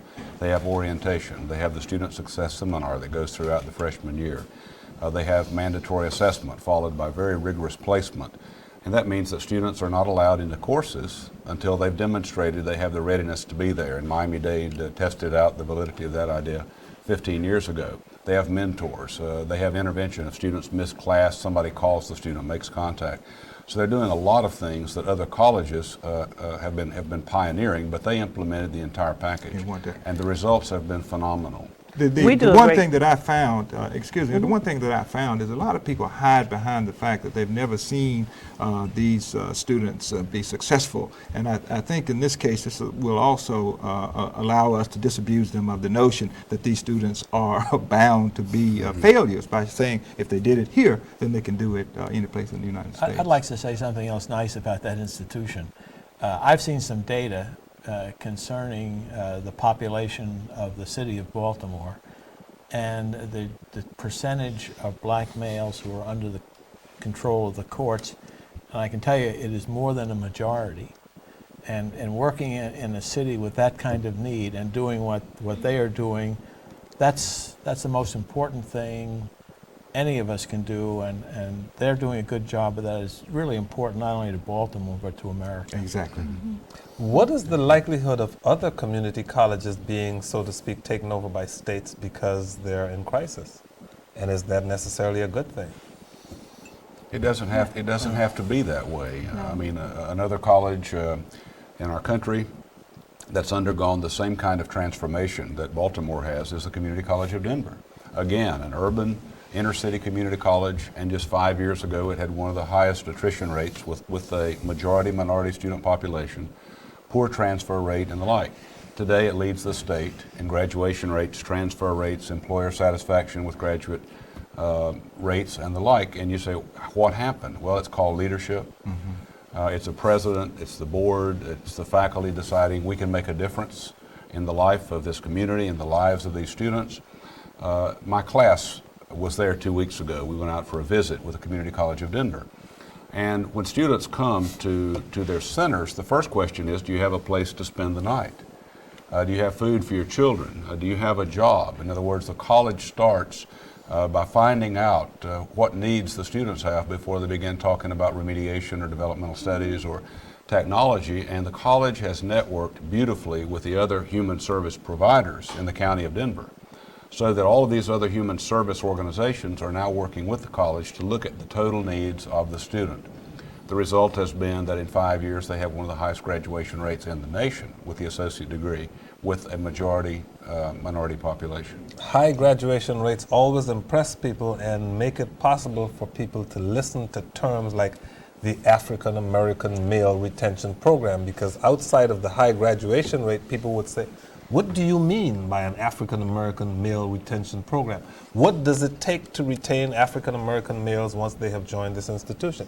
You seem to be suggesting that you have to look at the individuals comprehensively in terms of what the home environment is like, what the job situation is, and the like. It's a holistic approach. I was all going to point out. students and Yes. zero in It's on holistic. particular problems a particular group of students might have and trying to solve that But problem. low-income students almost universally bring a pot full of problems with them. But I do want to make one point that we haven't made today. We sort of tend to think that if a student has low academic skills, they have low intellect. Right. And I can tell you that over the years, Miami-Dade has been able to demonstrate that is not the fact. And that students, particularly students who are now 28 years old, which is the mean in urban institutions, and who've been out doing things in their life, bring a great deal of competence and a great deal of ability to the classroom. And the fact that they don't have academic skill is a fact of their life experience on the academic side. Right. And there's great talent among students who don't have academic skill at the point in their life that we see them. In Between a Rock and a Hard Place, you talk about the concept of volunteer instructors being really able to help, I guess, at-risk students in the community college. What do you mean by that? There are a number of colleges, and I guess the analogy I would use is the Pink Lady model from the hospitals. A number of colleges that have gone into the community and said, would you be willing to volunteer some time to do tutoring, to serve as a role model, or in your case, Bob, at Miami-Dade with your Black Student Opportunity Program, you got community leaders to spend time with students in the high schools, and the time might be over lunch, it might be talking about career opportunities and goals and the like. Most colleges, in my experience, have not reached out to the community to get the community's involvement in getting more students into college, but then helping retain those students once they get there. But I see that as an idea whose time maybe has come. John, can I go on the reverse side of that Sure. one too? The service learning concept. Yes. Very, very Terrific. important in Terrific. terms of what our institutions can do in communities, which also makes us visible, which also gives people experience in working with people who are in low-income circumstances. And I think that's an area, another area of great opportunity, and another illustration of reaching out. If you are in elementary school, as in the case in one of our communities, and a community college student is seeing to it that you have a record, is dealing with you at that point, that you see them then, that you see them in the clinics, that you see them in these other places, not only is that a service to the community, but it does very much begin to build a connection between the people in the communities and the institution.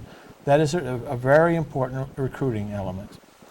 Well, thus far we have addressed issues of recruitment and retention. Two other crucial areas that lead to minority success are curriculum and transfer. Community colleges must offer exciting curricula and instructional delivery systems and provide viable approaches to meeting the needs of the unprepared student. At El Camino Community College in Torrance, California, programs such as Puente, designed for Hispanic students who wish to transfer to a four-year university, and Project Success, which targets recent African American high school graduates, are enabling students to successfully complete academic requirements and transfer to a senior institution. On the phone, we have Dr. Linda Arroyo, the Dean of Student Services at El Camino. Dr. Arroyo, thank you very much for joining us. Thank you.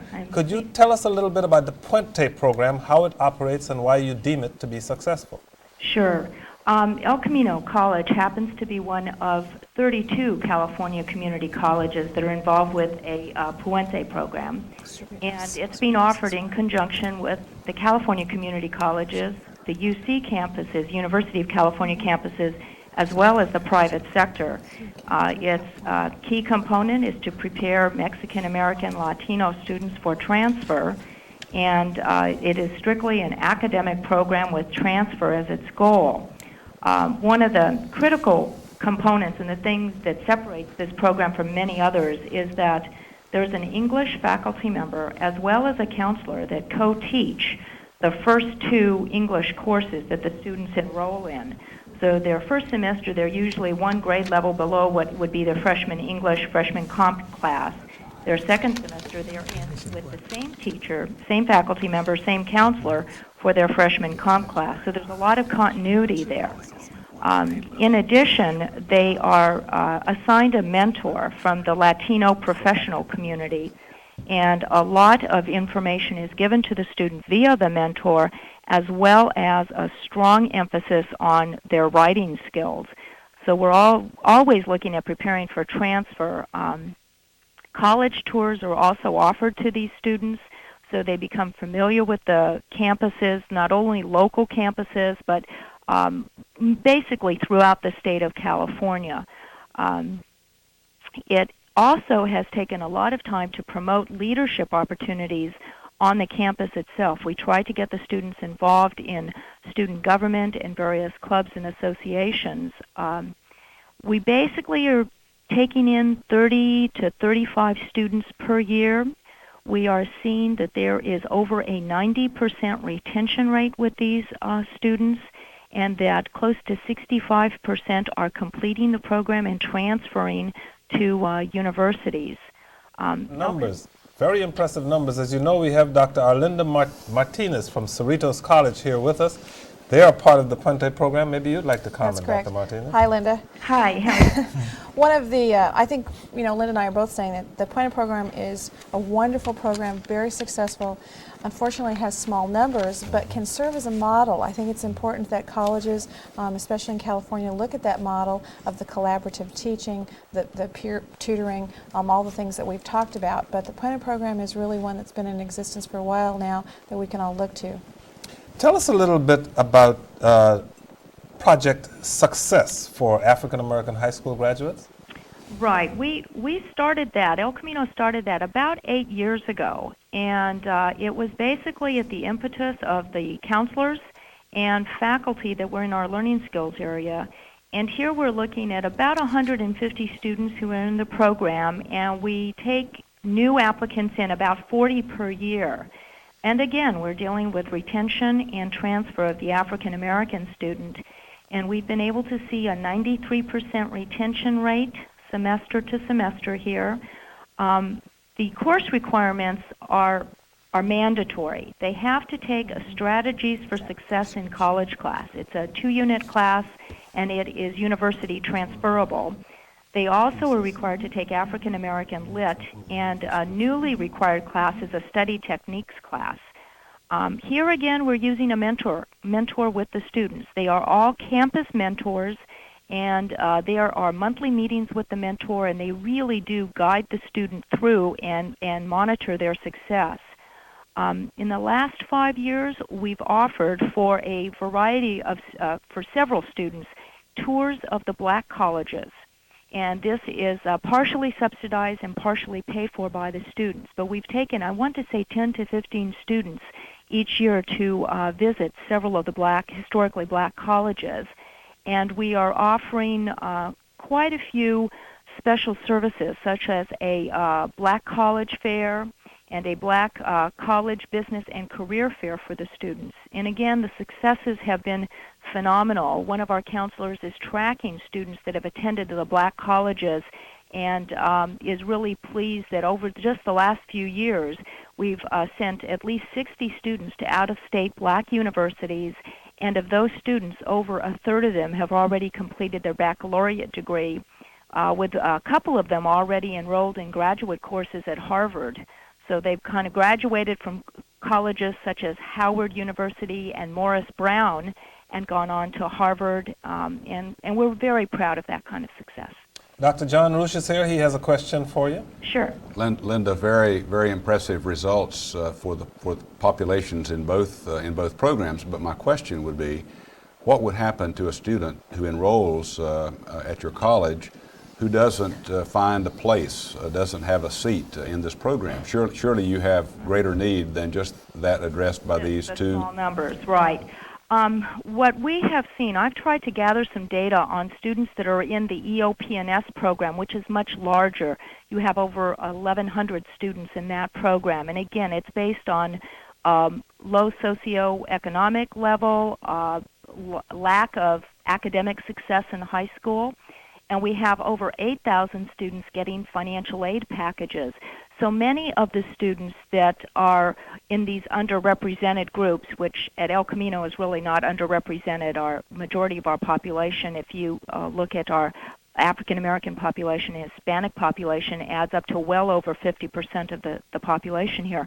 But the students who are able to get financial aid packages or get into the extended opportunity program and services area, we are finding those students have higher GPAs and higher retention rates within each ethnic group.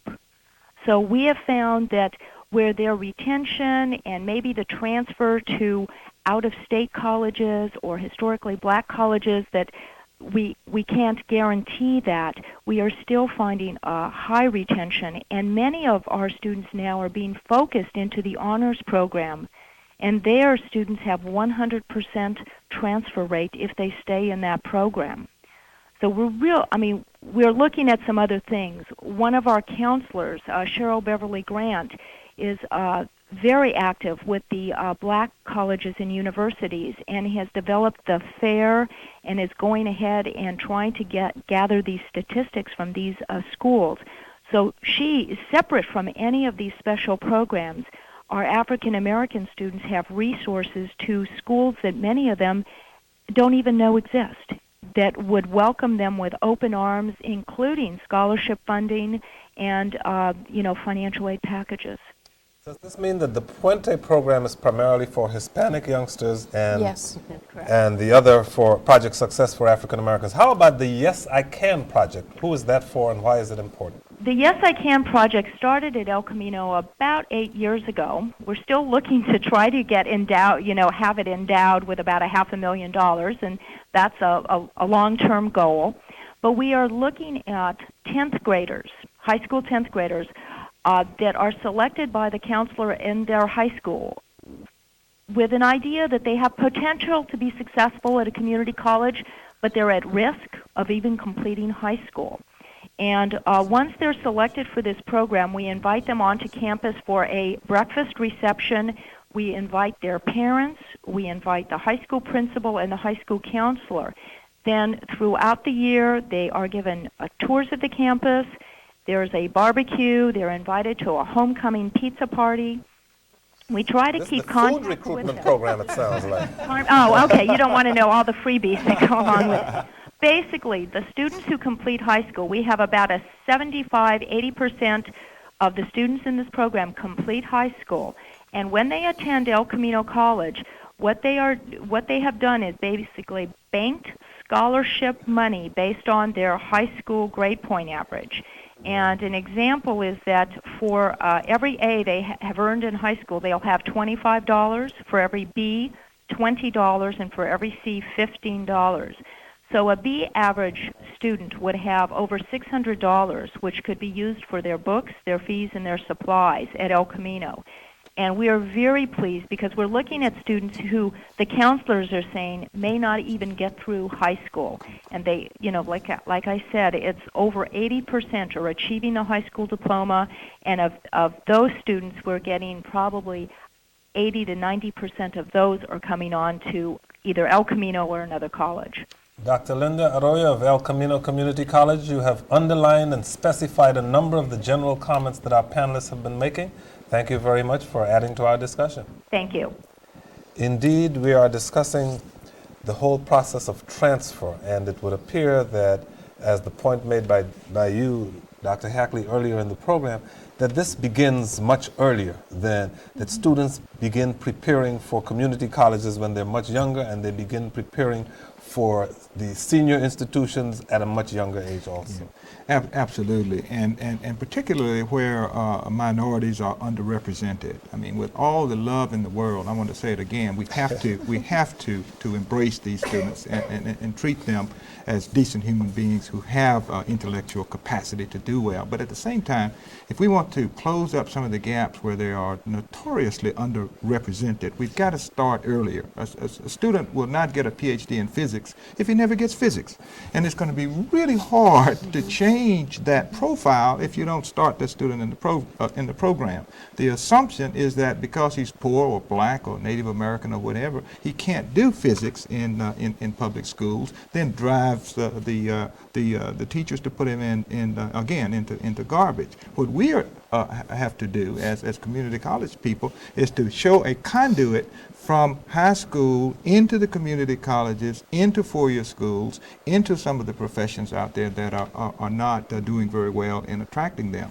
And again, I think it is our responsibility, because we know so much about saving students, to communicate that to K-12 as well as to four-year schools. We have a member of our studio audience with a question. Go ahead, please. Good afternoon. My name is Mary Brown, and I'm at Prince George's Community College as a faculty member.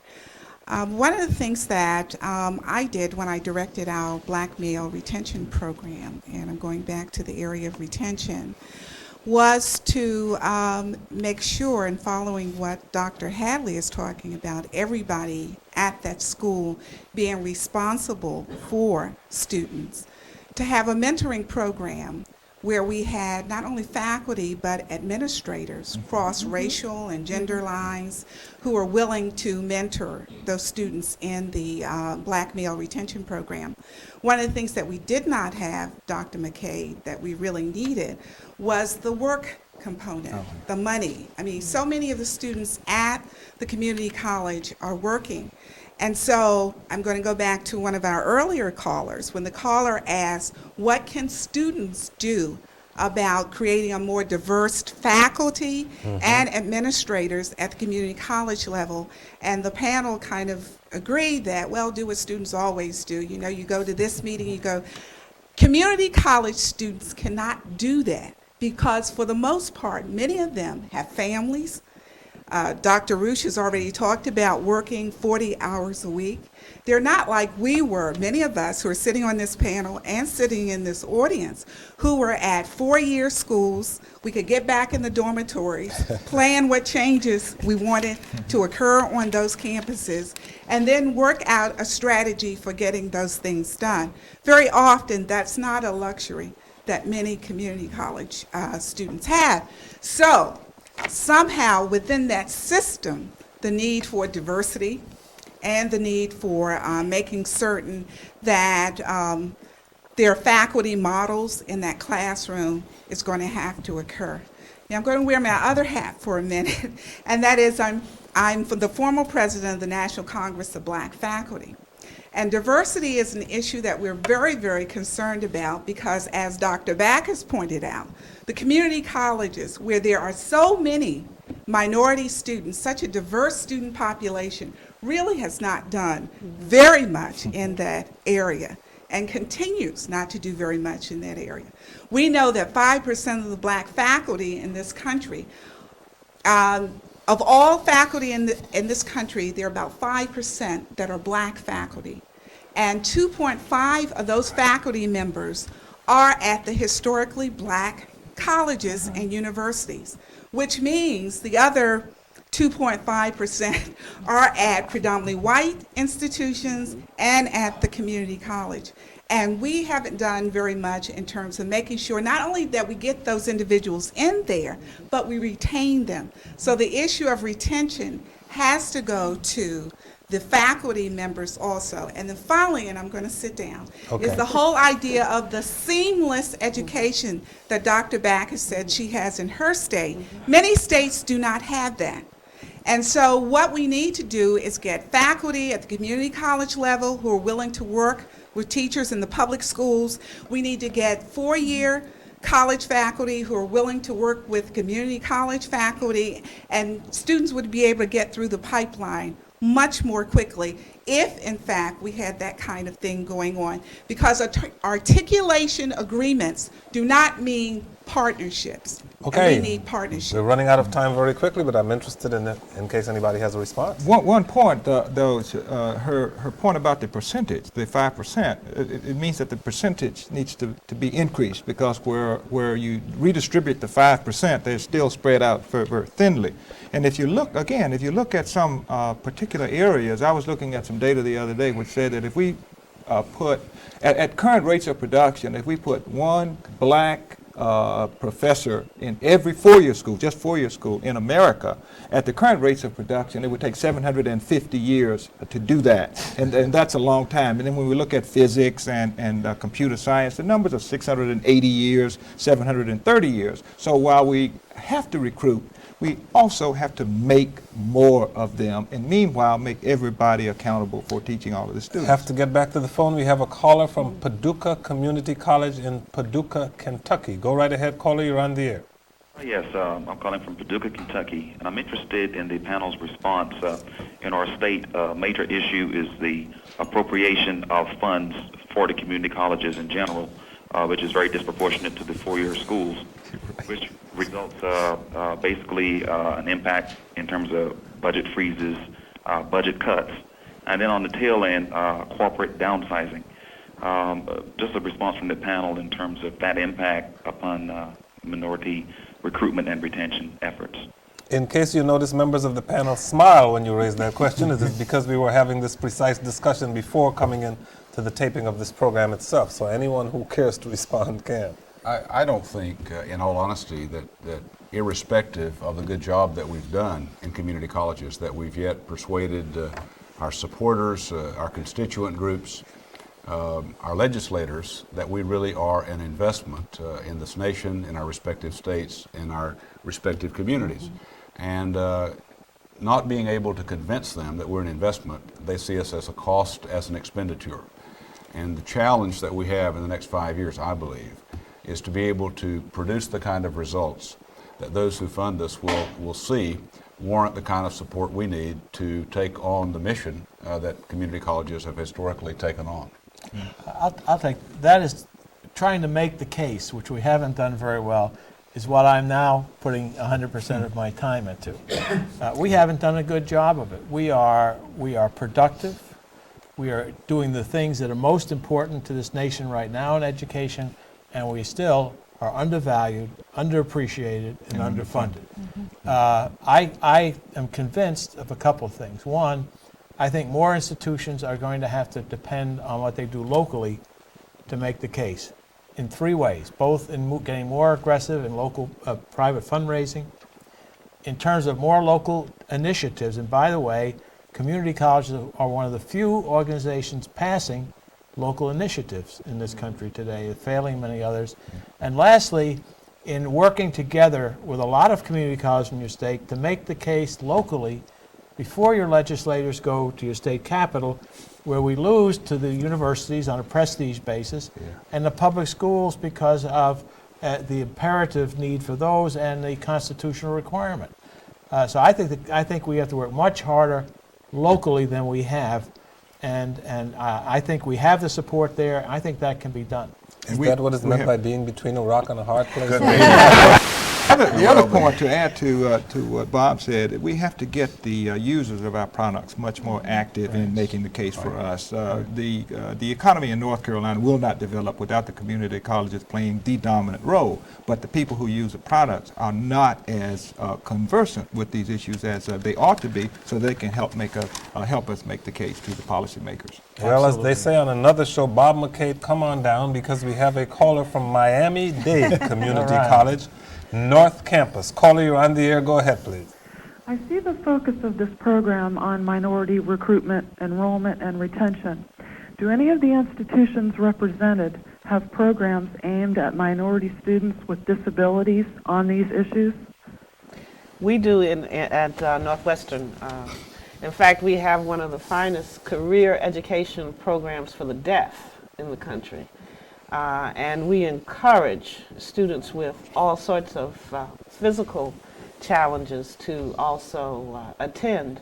So we've made great strides at our institution, both for the state and for a large part of the region, because our students do indeed come from all over New England and some outside of New England.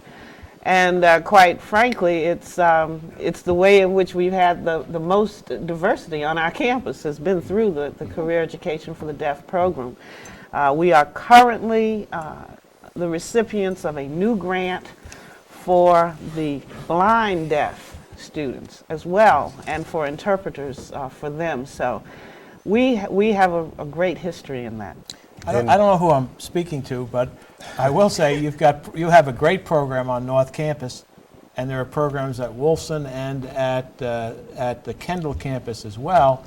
But I will also tell you something I think you should do something about, and that is that the legislature this year cut the funding for the support personnel for that program, forcing Miami-Dade, if it wanted to continue, to take the money from other programs in order to continue that the services to handicapped students. You shouldn't tolerate that. You ought to get on the case of your local legislators right now.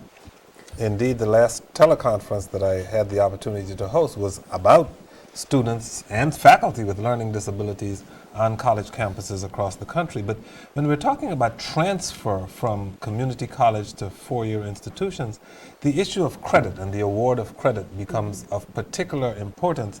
What credits can appear on your transcript and will qualify you to get to that senior institution or not? How do you deal with that issue, the award of credit, especially in terms of students who have to take remedial courses?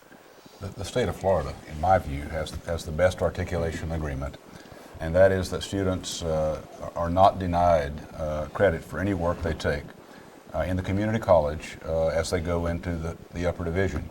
And I believe the legislature helped you bring about that. Well, let me go further. agreement. Actually, it's better than that. The thing that really works is, first of all, the transfer agreement is based on respecting each other. Mm-hmm. Yeah. And we talked earlier about the universities sometimes not wanting to respect community colleges. So a 36 credit general education package in Florida transfers to all of the state universities, and in fact to all of the private universities in the state as one element. As so the what, core. whatever comprises it. Yeah. So we can have some different ideas in the University of Florida, but they take our package as a package. And then beyond that, it's our responsibility to match up by major. And we do have at Miami-Dade a computerized system for giving information to students as to what courses by major the universities that most of our students transfer want them to take at Miami-Dade. That works very well.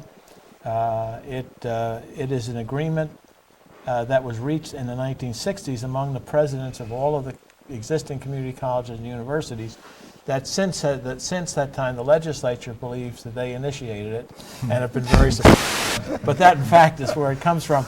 It really, really makes a difference, because otherwise you're stuck trying to match the requirements from a whole array of institutions, and then when students begin to transfer, you face the fact that most universities are confederacies, where all of the different things make their own decision. Sure. In a community college, we can make a decision for everybody, and a lot of universities cannot, and that's one of the biggest problems in transfer. The remedial problem is not the big problem, because the four-year colleges don't allow remedial courses to be creditable toward degrees. And neither do we. Yeah, that's right. Yeah. That's what I'm saying. So it's the course by course that we call credit courses that we have the problem with. The remedial problem is a bad public relations problem for us. Yes. And I have been saying to any number of graduates and current students, when you complain about not being able to transfer all your credits to another institution, please talk about those credits which would indeed be transferable from the beginning.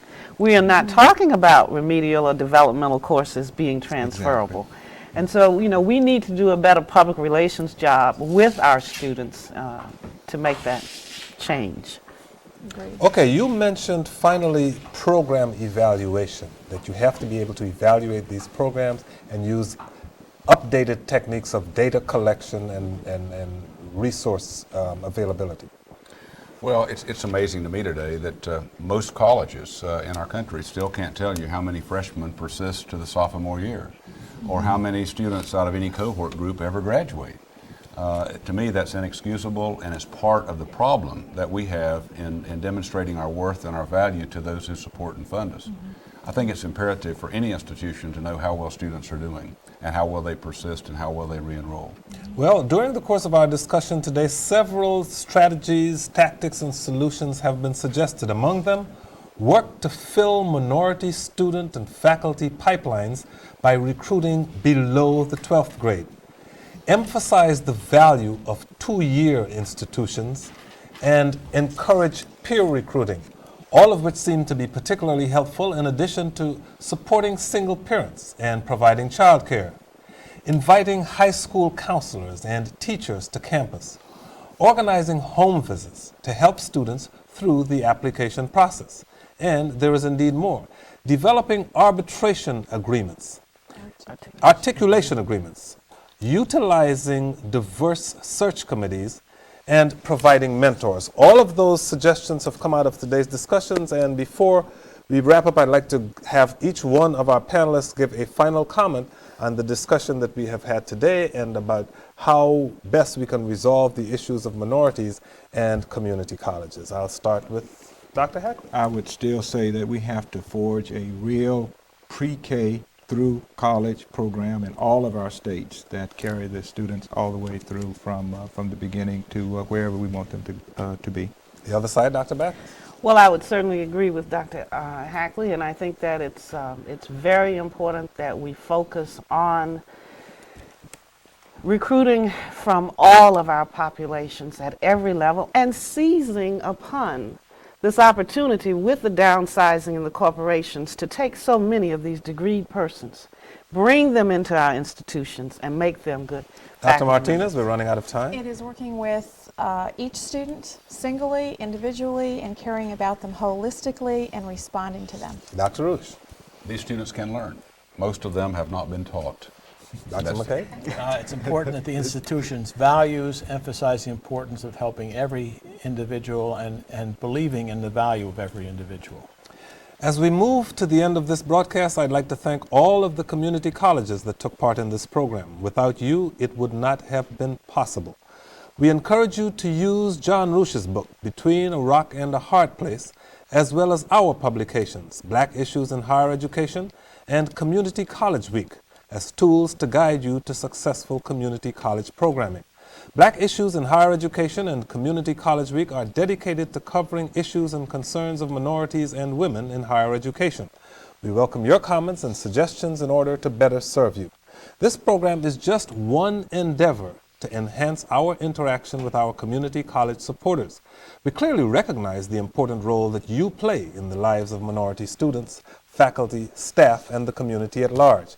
We support you 100% and hope that we can continue to be a viable resource for you. On behalf of Black Issues Community College Week, our panel members, and our production team, I'm Kojo Nnamdi. Thank you for watching. I leave you with these final words from Dr. Ray Taylor, President of the Association of Community College Trustees.